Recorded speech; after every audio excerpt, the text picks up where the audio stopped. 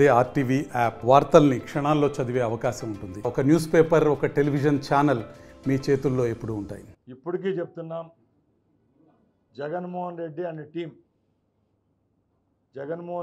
Team ఎలక్షన్లు వచ్చినప్పుడు ఇలాంటి ట్రిక్సే వేస్తాయి. నేను ఒకటే ఉదాహరణ చెప్తున్నా. జగన్మోహన్ రెడ్డి గారు ఒక్కసారే ముఖ్యమంత్రి అయ్యారు. ఆ ముఖ్యమంత్రి అయింది కూడా సెంటిమెంట్తో అయినారు. రెండోసారి అభివృద్ధి చేసినానన్నారు, 11 సీట్లు వచ్చినాయి. ఇది చాలు తాత్కాలికం. ఎందుకంటే జగన్మోహన్ రెడ్డి అనేవాడు ఎప్పుడు అభివృద్ధి కాముకుడు కాదు. ఇప్పటికి కూడా రేపు 4 సంవత్సరాలకో ఇలాంటి ఎలక్షన్లు ఎప్పుడన్నా వచ్చినప్పుడు ఒక సెంటిమెంట్తో ఇవన్నీ గెలవాలనుకుంటారు. మీరు ఆయన పత్రిక కానీ ఆయన టీవీ ఛానల్ని ఒకసారి చూడండి. వేల్పుల్లో ఒక వ్యక్తికి చిన్న గాయం జరిగితే ఈ భారతదేశంలో, ప్రపంచంలో ఎన్నో సంఘటనలు జరిగాయి. ఈ వారం రోజుల్లో ఎక్కడా లేవు. వదిలితే రాము ముందర పేజు, వెనకాల పేజు, ఆ పేజీలు తిప్పి వదిలితే డీజీపీకి, లేకంటే ఎలక్షన్ కమిషన్కు, ఇక్కడ అక్కడ. అంటే నేను చెప్తున్నది కేవలం వాళ్ళ పార్టీలో ఎన్నికల్లో గెలివేసేదానికి సింపతిని వాడుకోవడం, ప్రజలకు ఏదో భూతం చూపించడం. ఈ రాష్ట్రంలో ఏదో అయిపోతూ ఉంది, చంద్రబాబు నాయుడు గారు ముఖ్యమంత్రి అయిన తర్వాతనే ఒక జనాల్లోకి ఒక ఏమంటారు మెంటల్గా వాళ్ళని ప్రిపేర్ చేసేదానికి ఇవన్నీ చేస్తున్నాడు. మేము ఒకటే చెప్తున్నాం, నిజంగా జగన్మోహన్ రెడ్డి అని ఆయన ఈ రాష్ట్రంలో ఈ 14 నెలల్లో ఏం చేశాడని అడుగుతున్నాం. ఎందుకంటే ముఖ్యంగా ఈరోజు రైతులు పక్షపాతి అని జగన్మోహన్ రెడ్డి చెప్పుకునేవాడు. పొగాకు రైతుల దగ్గరికి పోతాడు, వాళ్ళ కార్యకర్తలు, వాళ్ళ రౌడీలు పొగాకు మూటలన్నీ ఎత్తుకొని వెళ్ళిపోతారు. అన్నదాత సుఖీభావ అంటారు, అన్నం పరబ్రహ్మ స్వరూపం అంటాం. మామిడికాయలు ఎత్తుకొని వచ్చి రోడ్లపైన ట్రాక్టర్లు టన్నులు పోసేసి వెళ్ళిపోతారు. అక్కడి నుంచి ఇంకా మిర్చి రైతుల దగ్గరికి పోతారు గుంటూరులో. అదే జరుగుతుంది. అమరావతిలో ఆయన ముఖ్యమంత్రి పదవి కోల్పోయిన 2 నెలలకు అక్కడ ఎలక్షన్ ఏమంటారు వరదలు వస్తే మోకాలు వరకు ఒక ఇంచన్న ప్యాంటు పైకి మడిసి బురదలేకి దిగలేని ముఖ్యమంత్రి ఎవరైనా ఉన్నారా చెప్పండి? అలాంటివి చేయాల. ఎంతసేపు ఆయన బయటికి వెళితే ఎవరైతే ఒక మహిళా శాసనసభ్యురాలు దుర్భాషలాడి ఆమె మానవ విషయంలో ఆమె క్యారెక్టర్ మీద తప్పుడు ప్రచారం చేసిన వ్యక్తి ఇంటికి పోయి ఎవరైనా పరామర్శిస్తారండి?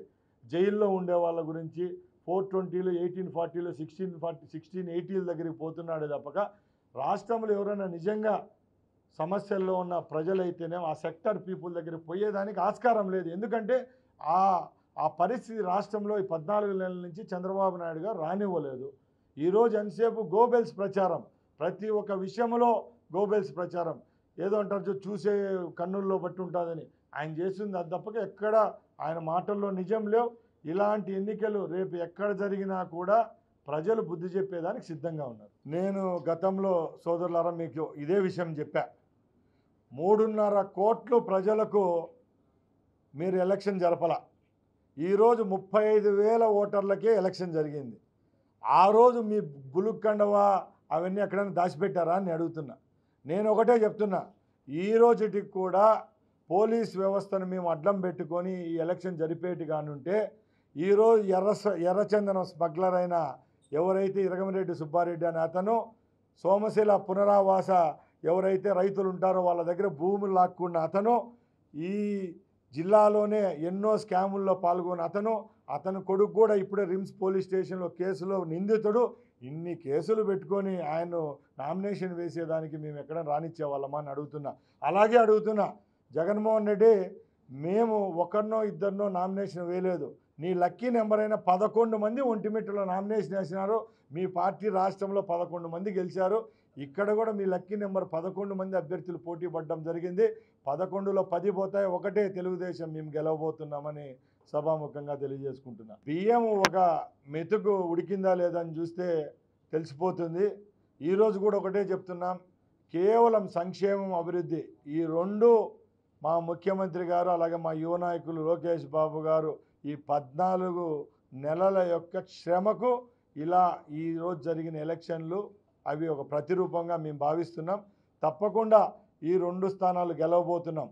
మీ అందరికీ తెలుసు, మీరు కూడా కడప ప్రాంత వాసులే. గతంలో ఆ ఒంటిమిట్ట మండలం అనేది మాది కాదు. ఆ రోజు కూడా ఇదే దర్పంతో, ఇదే రౌడీయిజంతో ఇప్పుడు శాసనసభ్యుడిగా ఉన్న అమర్నాథ్ రెడ్డి గారు ఏకగ్రీవంగా ఎన్నిక కావడం జరిగింది. గత 4 పర్యాయాలు కూడా ఆ ప్రాంతంలో తెలుగుదేశం పార్టీని గెలవకుండా తొక్కిన ఘనత మీకు. ఈరోజు ప్రజలకు స్వేచ్ఛనిచ్చాం. 30 బూతుల్లో ఉన్న ఓటర్లందరికీ చేతికి ఓటిచ్చి తెలుగుదేశం పార్టీకి వేస్తారని ఒక నమ్మకంతో ఒక ఏదైతే ఉందో ప్రజల కోసం ఈ ప్రభుత్వం ఒక ఎగ్జామ్ లాగా పెట్టడం జరిగింది. ఈ ఎగ్జామ్లో డిస్టింక్షన్తో పాస్ అవబోతున్నాం. తెలుగులో న్యూస్ కి ఫాస్టెస్ట్ యాప్ ఇప్పుడు టోటలీ న్యూ అవతార్లో జస్ట్ 5 seconds లో కంప్లీట్ న్యూస్. సోషల్ మీడియాలో ట్రెండ్స్ కి one stop solution. Live TV app voice search option తో ఇప్పుడే డౌన్లోడ్ చేయండి లేదా అప్డేట్ అయిపోండి. యాప్ లింక్ డిస్క్రిప్షన్ లో ఉంది.